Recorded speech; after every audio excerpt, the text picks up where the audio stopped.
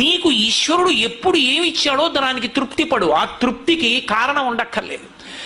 ఆకలి సరిగ్గా లేదని 1000 రూపాయల మందులు వేసుకుని ఏడుస్తున్న వాళ్ళు కోట్ల మంది ఉన్నారు. వేళ పట్టున ఆకలి వేస్తోంది, సంతోషించు. దాహం వేస్తే మంచినీళ్లు లోపలికి వెళ్ళక మధ్యలో కన్నం పెట్టి గొట్టం పెడితే ముక్కులోంచి పోసుకుంటున్న వాళ్ళు ఉన్నారు. గుటుక్కు నీళ్లు తాగితే లోపలికి ఎడుతున్నాయి, సంతోషించు. రాత్రి తిని పడుకుంటే పొద్దుడికి కడుపులో పోట్లు వచ్చి జీర్ణం అవ్వక ఏడుస్తున్న వాళ్ళు 1,00,000 మంది ఉన్నారు.